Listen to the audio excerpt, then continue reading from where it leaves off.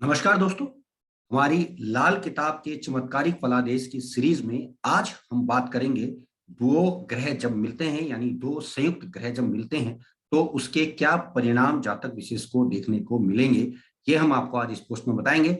मैं आपको बता दूं कि हमारी पूर्व दो पोस्ट हैं जो कि लाल किताब के चमत्कारिक फलादेश से संबंधित थी। आप लोगों ने काफी सराही है और काफी अच्छे कमेंट्स आपने हमें भेजे हैं।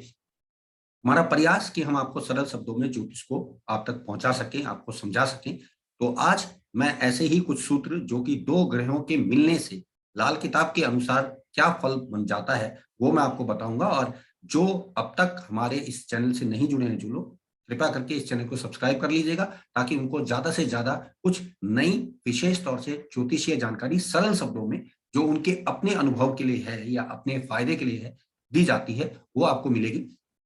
मैं जैसा कि आप सब जानते हैं डॉक्टर किशोर घिल्डियाल दिल्ली से बेस्ड हूं और साथ ही साथ ज्योतिष के आपको लगातार किशोर एस्ट्रोलॉजी के मंच से बहुत सारी जानकारियां देता रहता हूं। तो ज्यादा समय नहीं लेते हुए बात करते हैं आज लाल किताब में संयुक्त ग्रहों के क्या फल हो सकते हैं। तो दोस्तों एक एक ग्रह को हम बताएंगे और आप उसको देखिएगा, अनुभव में लाइएगा। और इसके अलावा अगर किसी भी प्रकार की कोई जानकारी आपको हमसे चाहिए तो आप वो हमें अपने कमेंट बॉक्स के जरिए या फोन करके हमसे जानकारी प्राप्त कर सकते हैं। पहला हमने जो ग्रह लिया है वो है सूर्य। दोस्तों सूर्य स्वास्थ्य व व्यक्तित्व का मालिक होता है, ये अकॉर्डिंग टू लाल किताब भी है और वैदिक में भी माना गया है। यदि ये सूर्य बृहस्पति के साथ पांचवें खाने में यानी पांचवी घर पे हो या खाने पे हो, यहाँ ध्यान रखिएगा दोस्तों कि लाल किताब में राशियां जो है वो निर्धारित नहीं की गई हैं। पांचवा भाव या पांचवा खाने की हम बात कर रहे हैं, वहां पर होगा तो जातक विशेष को बहुत ज्यादा मान सम्मान मिलता है। या ये कहिए कि सूर्य गुरु यदि पंचम भाव में है तो जातक विशेष का मान सम्मान बहुत ज्यादा होता है। ये अनुभव में देखने में आया है। इसको प्रत्येक ज्योतिष में, चाहे वो वैदिक हो, चाहे वो नाड़ी हो, चाहे लाल किताब में, सब में इसको अच्छा माना गया। तो यहाँ हम लाल किताब की बात करें दोस्तों, तो लाल किताब के अनुसार पांचवें खाने में सूर्य गुरु हो तो जातक का बहुत मान सम्मान होता है या जातक विशेष को बहुत मान सम्मान मिलता है। आठवें खाने में सूर्य केतु के साथ यदि हो जाए तो जातक जो काम करना चाहता है वो काम कर पाने में समर्थ होता है। जी हाँ दोस्तों, सूर्य केतु की युति अगर आठवें भाव में होती है तो जातक जो काम करने की सोचता है वो काम आसानी से वो कर लेता है। पांचवें खाने में सूर्य के साथ कोई शुभ ग्रह यदि आ जाता है तो जातक का व्यक्तित्व बहुत प्रभावशाली हो जाता है, यानी अट्रैक्टिव पर्सनैलिटी उस जातक विशेष को मिल जाती है। फिर से सुन लीजिएगा, सूर्य के साथ यदि कोई शुभ ग्रह पांचवें भाव में आ जाए, क्योंकि काल पुरुष के अकॉर्डिंग सूर्य का ही पांचवा भाव बनता है, तो ऐसा व्यक्तित्व प्रभावशाली व्यक्तित्व का मालिक बनेगा। सूर्य केतु यदि छठे भाव में आ जाए तो ऐसा जातक हमेशा उदास रहेगा और ये हमेशा जो है डिप्रेसिव बात करना पसंद करेगा कि कुछ नहीं हो रहा है, काम नहीं चल रहा है, बहुत परेशान हूं वगैरह वगैरह, लाइक दैट, इस तरह की बातें वो करेगा। तो ध्यान रखिएगा सूर्य केतु जब छठे भाव में होंगे तो जातक विशेष उदासी से घिरा हुआ डिप्रेसिव पर्सनैलिटी का होगा। सूर्य शनि सातवें भाव में हो तो जातक डुअल पर्सनैलिटी वाला होता है, यानी दोहरे व्यक्तित्व वाला होता है। यानी आपको क्षण भर में कुछ और दिखाई देगा, क्षण भर में कुछ और बन जाएगा, यानी डुअल पर्सनैलिटी आप उसके अंदर पा सकते हैं। शनि के साथ अष्टम भाव में यदि सूर्य होता है तो जातक दोगली प्रवृत्ति का होता है, यानी कि आपके मुंह पर तो आपकी शाबाशी वाहवाही करेगा लेकिन पीठ पीछे आपको गाली देने वाला बनेगा।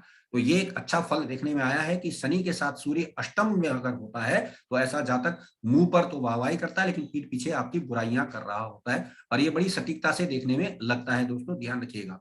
बात करते हैं मंगल की। मंगल के साथ छठे भाव में अगर बुध बैठ जाता है तो जातक नकलची होता है, यानी दूसरों की नकल उतारने में बड़ा माहिर होता है।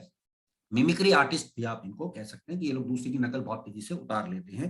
फिर से सुन लीजिएगा, छठे भाव में मंगल के साथ यदि बुध होता है तो जातक नकलची प्रवृत्ति का होता है। शनि के साथ खाना नंबर एक में अगर मंगल आ जाता है तो जातक संगीत प्रेमी होता है। दोस्तों ये बड़ा एक अजीब एग्जाम्पल देखने में आता है, जबकि मंगल शनि की भी टेक्निकल नॉलेज देती है लेकिन ऐसा व्यक्ति संगीत का रसिया होता है, अनुभव में सटीकता से देखने में आता है। बृहस्पति के साथ दूसरे खाने में यदि मंगल होता है तो जातक जिम्मेदार प्रकृति का होता है, यानी लोगों की रिस्पॉन्सिबिलिटीज को उठाना पसंद करता है। तो ध्यान रखिएगा कि मंगल के साथ बृहस्पति दूसरे भाव में यदि हो तो जातक जिम्मेदार प्रवृत्ति का होता है।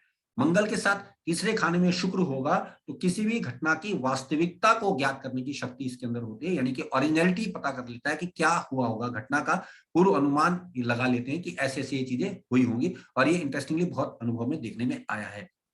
सूर्य के साथ पहले खाने में मंगल हो तो जातक विपरीत परिस्थितियों में लड़ाई की शक्ति रखता है तथा ऊर्जावान बना रहता है, यानी एग्रेसिव रहता है, जोशीला रहता है। यानी सूर्य मंगल लगन में जिसके होंगे वो आदमी एग्रेसिव होगा और विपरीत परिस्थितियों में भी बहुत अच्छा निर्णय शक्ति दिखाएगा। मंगल और बृहस्पति तीसरे खाने में हो तो व्यक्ति न्याय प्रिय होता है, यानी कि वकालत के क्षेत्र से जुड़ा हुआ सकता है, जज भी हो सकता है। मंगल और गुरु का तीसरे भाव में होना जातक को न्याय प्रिय बनाता है। यदि मंगल बद यानी कि नीच के मंगल के साथ चौथे खाने में राहु हो, यानी मंगल राहु चौथे खाने में हो, क्योंकि अकॉर्डिंग टू कालपुरुष, अकॉर्डिंग टू नाड़ी, अकॉर्डिंग टू लाल किताब कहें तो मंगल चौथे भाव में ही नीच का होता है, यानी कि मेष लगन में मंगल राहु चौथे भाव में हो तो जातक को मान सम्मान मिलता है। जी हाँ दोस्तों, कुछ लोग इसको उल्टा मानते हैं, लेकिन क्योंकि यहाँ नीच का है, राहु के साथ लग गया है, तो ऐसे जातक को मान सम्मान अच्छा मिलता है, क्योंकि दसम पे उसकी दृष्टि हो जाती है।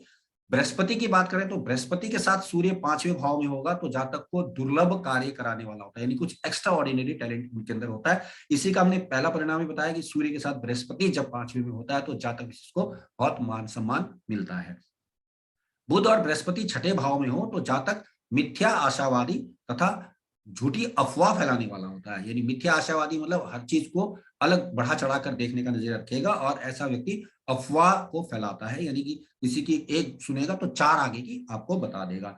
बृहस्पति शुक्र के साथ खाना नंबर 2 में हो तो जातक कामुक एवं हिंसक स्वभाव का होता है। इंटरेस्टिंगली देख लीजिएगा कि ये शुक्र का ही घर है और कालपुरुष में कारक के रूप में बृहस्पति यहाँ पर रखे गए हैं। तो बुध और शुक्र का दूसरे भाव में होना जातक को हिंसक स्वभाव और कामुक प्रवृत्ति देता है। बृहस्पति चंद्रमा के साथ चौथे भाव में हो तो जातक बहुत दयालु होता है, लोगों से सहानुभूति रखता है। संभवतः गज केसरी योग का जो अच्छा परिणाम है वो यहाँ देखने में आता है। और ध्यान रखिएगा कि गज केसरी योग यानी बृहस्पति और चंद्रमा की युति चौथे खाने में जब होगी तो जातक विशेष दयालु भावना वाला होगा और सहानुभूति रखने वाला होगा। बृहस्पति अपने घर से 9वें भाव में हो तो जातक आध्यात्मिक संपत्ति का मालिक होता है। यानी बृहस्पति का जो अपना घर कुंडली में है, अगर वो उससे 9वें घर में गया हुआ है तो ये समझ सकते हैं कि आप जो है जातक जो होगा आध्यात्मिक शक्ति संपन्न होगा, यानी आध्यात्मिकता से जुड़ा हुआ होगा। बृहस्पति राहु के साथ 12वें घर में होगा तो काफी विश्वास पात्र एवं राजदार बनाता है। जी हाँ दोस्तों, यहाँ बड़ा एक अजीब अनुभव देखने में आता है, जबकि 12वें खाने में राहु को अच्छा नहीं माना गया है लाल किताब के हिसाब से, लेकिन अगर बृहस्पति के साथ राहु आ जाएगा 12वें खाने में तो ऐसा जातक आपका काफी अच्छा विश्वास पात्र और राजदार हो सकता है या बन सकता है। बात करेंगे शुक्र ग्रह की, और शुक्र ग्रह की बात करें तो शुक्र के साथ केतु यदि छठे खाने में हो तो जातक सच्चा प्रेमी होता है, प्यार पे कुर्बान होने वाला होता है, लेकिन केतु के साथ में होने से संतान से संबंधित कोई कष्ट भी उसको मिलेगा जीवन में, ये भी पता चलता है। फिर से सुन लीजिएगा, केतु के साथ शुक्र यदि छठे भाव में हो तो जातक सच्चा प्रेमी होगा और प्यार पे कुर्बान होने वाला होगा, यानी इसको फिल्मी बुखार भी आप कह सकते हैं, सच्चा प्रेमी होता है। परंतु केतु यहाँ पर होगा तो संतान को भी कष्ट मिलेंगे आगे चल के, ये इंडिकेट करता है। शुक्र बुध के साथ 7वें खाने में हो तो व्यक्ति के जीवन में काफी तरक्की अनुभव में देखी गई है, यानी ऐसा व्यक्ति बहुत ज्यादा तरक्की करता है, या ये भी कह सकते हैं कि 7वें खाने में शुक्र बुध की युति जातक विशेष को बहुत अच्छी तरक्की कराते हैं। शुक्र बृहस्पति 5वें खाने में हो तो जातक विशेष जो है वो स्वामी भक्त होता है और पक्का देशभक्त या देश प्रेमी होता है। स्वामी भक्त इसलिए है कि आप देख सकते हैं कि ऐसा व्यक्ति किसी के साथ गद्दारी करना पसंद नहीं करेगा, जिसके प्रति काम करेगा ईमानदारी से करेगा। अगर शुक्र चंद्रमा के साथ चौथे खाने में हो तो जातक बहुत अच्छा दोस्त होता है, बहुत अच्छा संवेदनशील व्यक्ति होता है, प्रेम का पुजारी होता है, इश्क का दीवाना होता है, क्योंकि आप जानते हैं शुक्र जो है वो 5वें घर में आपके आ गया है, और चंद्रमा तो आप जानते ही हैं कि इन कलाओं से संबंधित देखा गया है। और इसके अलावा यही फलित दूसरे और तीसरे खानों में भी अगर शुक्र चंद्र हो तो भी होता है, लेकिन ऐसे में ये जो प्रणय संबंध जो रहेंगे जातक के लंबे समय तक रहेंगे, या ये कह सकते हैं कि शुक्र चंद्र यदि दूसरे या तीसरे खाने में है तो जातक लंबी उम्र तक प्रणय साधना में लगा रहता है। लेकिन अगर पंचम में ये स्थिति बनती है, चौथे भाव में अगर ये स्थिति बनती है तो जातक विशेष जो है बहुत अच्छा मित्र साबित होता है, संवेदनशील होता है, प्रेम का पुजारी और इश्क का दीवाना होता है। बात करते हैं दोस्तों शनि की, और शनि जो है आप सब जानते हैं कर्मों के लॉर्ड रखे गए हैं काल पुरुष में, 10वें और 11वें घर के मालिक हैं।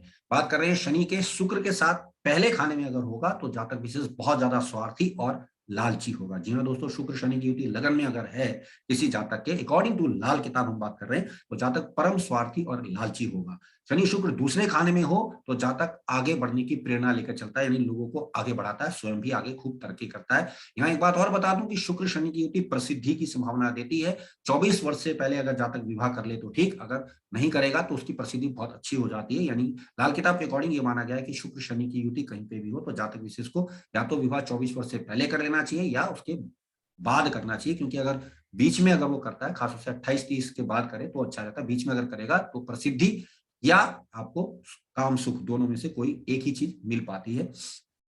शनि बुध के साथ तीसरे खाने में जब होता है तो यहाँ पर देखा गया कि व्यक्ति चाटुकार एवं स्वादिष्ट भोजन का प्रेमी होता है। याद देखिएगा दोस्तों, यहाँ हम शनि के साथ बुध की बात कर रहे हैं। तीसरे खाने में जब ये होगा तो ऐसा जातक जो है बहुत ज्यादा स्वादिष्ट भोजन का शौकीन होगा और चाटुकार यानी चटोरा प्रवृत्ति का होगा। शनि चंद्र के साथ चौथे भाव में हो तो जातक की मित्रता व इश्कबाजी की सनक सवार रहती है। यानी ऐसे जातक जो है जब भी किसी फीमेल से दोस्ती करेंगे तो वो इश्कबाजी से संबंधित दोस्ती करते हैं। शनि बृहस्पति के साथ पंचम भाव में होता है तो जातक स्वाभिमानी होता है और गौरव रखने वाला होता है, यानी प्राउडी होता है, यानी घमंड से काम करेगा। राहु के साथ शनि होने पर अगर आप देखें तो लड़ाई झगड़ा अवश्य जातक विशेष का रहता है, या लाल किताब ये भी बोलती है कि शनि राहु का संबंध अस्पताल कोर्ट कचहरी थाने का संबंध भी बनाता है।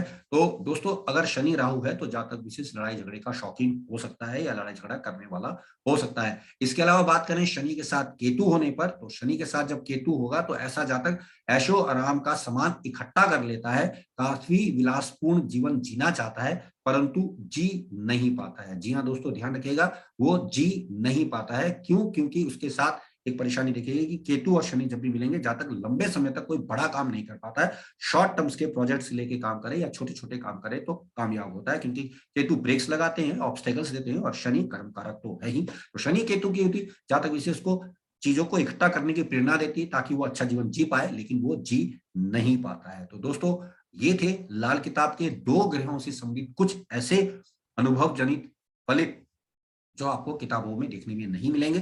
अगर प्रथम दृष्टया आप इनको अगर कुंडली में लगाते हैं तो आप बड़ी सटीकता से किसी जातक विशेष के विषय में जानकारी प्राप्त कर पाएंगे।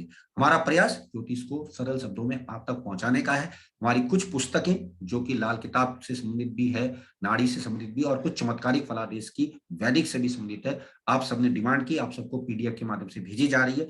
जो लोग अमेजन से लेना चाहें या ई बुक्स के माध्यम से अमेजन किंडल में पढ़ना चाहें पढ़ सकते हैं, उनका स्वागत है। यदि फिर भी अगर आपको इस पुस्तक प्राप्ति में कोई परेशानी हो रही है तो आप हमें हमारे नंबर पे कॉल कर सकते हैं। आपको वो शुल्क के बाद व्हाट्सएप के माध्यम से या ईमेल के माध्यम से भेजी जा सकती है। तो दोस्तों आज के लिए इतना। आप सबने हमें सुना, आप सबका धन्यवाद। नमस्कार।